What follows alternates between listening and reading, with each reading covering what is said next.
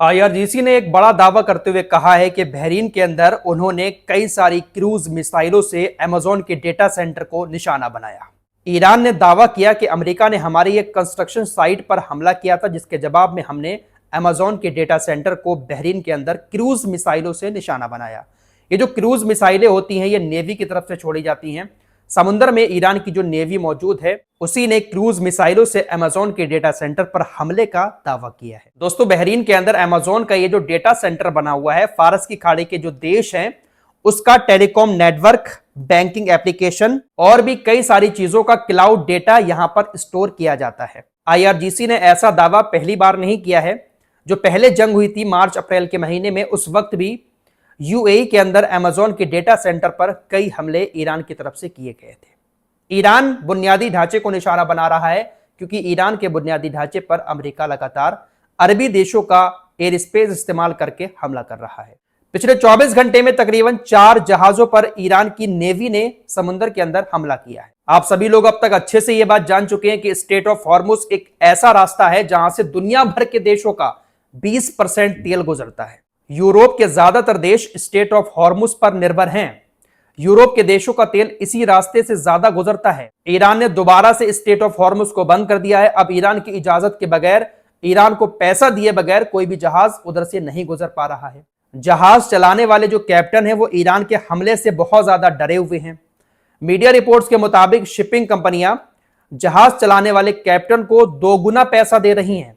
दोगुना पैसा देकर जहाजों को उस एरिया से निकालने के लिए कह रही हैं, लेकिन फिर भी कैप्टन अपने जहाजों को उस एरिया से नहीं निकाल रहे हैं।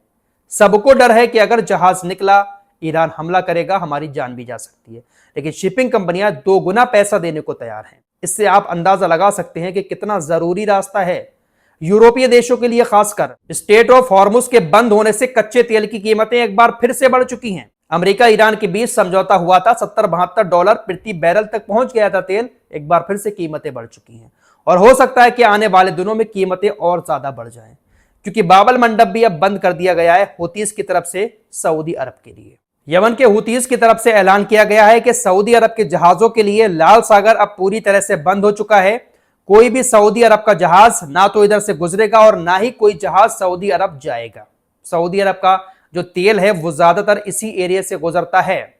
जद्दा में जो पोर्ट बना हुआ है वो लाल सागर में ही बना हुआ है। उस लाल सागर को यमन के हूतीज ने बंद कर दिया है। और ये सब क्यों हुआ है? अभी आपने पिछले हफ्ते सुना होगा, हूतीज और सऊदी अरब के बीच हालात काफी बिगड़ गए थे। सऊदी अरब ने राजधानी सना पर हमला किया था, एयरपोर्ट की पट्टी को उड़ा दिया था, जिसके जवाब में हूतीज ने भी कुछ मिसाइल हमले किए। हूतीज ने धमकी दी कि हम ऐसा हश्र करेंगे, सऊदी अरब के ऊपर ऐसे हमले करेंगे कि पूरी दुनिया हिल जाएगी। उसी के तहत बाबल मंडप में हूतीज ने यह कार्रवाई की है। स्ट्रेट ऑफ हॉर्मुज तो बंद है, लाल सागर भी बंद हो जाएगा। बाबल मंडप भी अगर बंद हो गया पूरी तरह से, तो पूरी दुनिया में इसका असर बहुत ज्यादा पड़ेगा। इन रास्तों से ना सिर्फ तेल गुजरता है, बल्कि और भी जरूरत की चीजें आती हैं। हम जो खाद वगैरह खेती में डालते हैं ना, वो भी ज्यादातर इन्हीं रास्तों से होकर गुजरता है। फिलहाल हालात सुधरने की जगह और ज्यादा बिगड़ते जा रहे हैं। समझौता होने का कोई आसार नजर नहीं आ रहा है। आइए अब जोहरान ममदानी की बात कर लेते हैं। इनको तो आप अच्छे से अब तक जान ही चुके होंगे। अमेरिका के न्यूयॉर्क शहर के मेयर हैं ये। एकदम से चर्चा में आए थे। सड़कों पर उतरकर अकेले इन्होंने अपना प्रचार किया और चुनाव जीत गए। डोनाल्ड ट्रंप तो कहते थे कि ये चुनाव लड़ रहे हैं, 10वें नंबर पर आएंगे और ये जीतने के सपने देख रहे हैं। लेकिन अचानक से इन्होंने लोगों का ऐसा दिल जीता कि ये न्यूयॉर्क के मेयर बन गए। जिस वक्त ये चुनाव लड़ रहे थे, उस वक्त भी इन्होंने कहा था कि अगर मैं न्यूयॉर्क का मेयर बन जाता हूं और उसके बाद बेंजामिन नेतन्याहू अगर न्यूयॉर्क की जमीन पर कदम रखता है तो मैं इसको गिरफ्तार करवा दूंगा। एक बार फिर से इसने यही बयान दिया है। चर्चाएं हैं कि बेंजामिन नेतन्याहू अमेरिका के दौरे पर जा रहा है। जोहरान ममदानी ने कहा कि अगर नेतन्याहू न्यूयॉर्क की जमीन पर आता है तो मैं इसको गिरफ्तार करवा दूंगा। फिर से एक बार उन्होंने इस तरह का बयान दिया। डोनाल्ड ट्रंप इनके बयान पर पूरी तरह से भड़क गया है। ट्रंप ने कहा कि अमेरिका संघीय सरकार के अधिकार क्षेत्र में आता है और इस तरह के फैसले कोई एक राजनेता नहीं ले सकता। कोई भी नेतन्याहू को गिरफ्तार करने की कोशिश करेगा, उसे गंभीर परिणाम भुगतने होंगे। अगर नेतन्याहू को गिरफ्तार करने की कोशिश की गई तो उन्हें पद से भी हटाया जा सकता है। यानी जोहरान ममदानी को मेयर के पद से हटाने की धमकी ट्रंप की तरफ से दी गई है। यह बंदा कितना डरता है और कितना सगा है नेतन्याहू का। लेकिन ज़ोहरान ममदानी ये बंदा भी काफी हिम्मत वाला है। इतनी बड़ी बात कहने के लिए ही जिगरा चाहिए कि नेतन्याहू अगर हमारे अधिकार वाले क्षेत्र में कदम भी रखता है ना, गिरफ्तार करवा दूंगा उसको। और अगर ऐसा हुआ, नेतन्याहू अगर ज़ोहरान ममदानी के एरिया में पहुंच गया तो यकीनन ज़ोहरान ममदानी कोई ना कोई एक्शन जरूर लेगा, क्योंकि वो अमेरिका की पुलिस है और न्यूयॉर्क के मेयर के पास पावर बहुत ज्यादा होती है। कोई छोटा मोटा नेता नहीं है न्यूयॉर्क का मेयर बनना। लेकिन शायद ऐसा होगा नहीं, क्योंकि नेतन्याहू डर की वजह से न्यूयॉर्क जाएगा ही नहीं। दोस्तों, एक खबर यमन से आ रही है। हुतीस के खिलाफ एक नया संगठन यमन के अंदर बनकर तैयार हुआ है। 4-5 लोगों का एक वीडियो सामने आया है जहां पर वो हुतीस को खत्म करने की धमकी दे रहे हैं। यमन मुक्त आंदोलन इस नाम का एक सशस्त्र गुट यमन के अंदर बनकर खड़ा हुआ है और इस गुट ने हुतीस के खिलाफ विद्रोह का ऐलान किया है। एक वीडियो क्लिप सामने आया है। इजराइल उछल पड़ा। इजराइल को एक मौका मिल गया कि हुतीस के खिलाफ एक संगठन विद्रोह का ऐलान कर रहा है यमन के अंदर ही, और अब हुतीस के साथ ये लड़ाई करके हुतीस को खत्म करेगा। इजराइल ने कहना शुरू कर दिया कि हुतीस अपने देश के अंदर लोगों के साथ मारपीट कर रहे हैं, भुखमरी फैली हुई है, उसके खिलाफ ये जो विद्रोह खड़ा हुआ है, ये जो नया संगठन आया है, हम इसकी हर संभव मदद करेंगे। दोस्तों, ये ऐसा ही है जैसे गाजा के अंदर हमास के खिलाफ एक संगठन खड़ा हुआ था, उसको भी इजराइल ने मदद की थी, लेकिन वो संगठन कहां गया किसी को नहीं पता। हमास ने उस संगठन के नेता को ही मार दिया।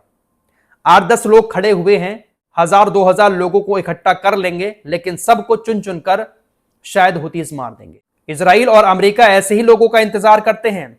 जैसे कुर्द लोगों को उकसाकर ईरान के अंदर डोनाल्ड ट्रंप भेजना चाहता है, पैसे का लालच दे रहा है, हथियार देने की बात कर रहा है और कह रहा है कि हम आपको मोटा पैसा देंगे, हथियार लेकर ईरान के अंदर घुसो।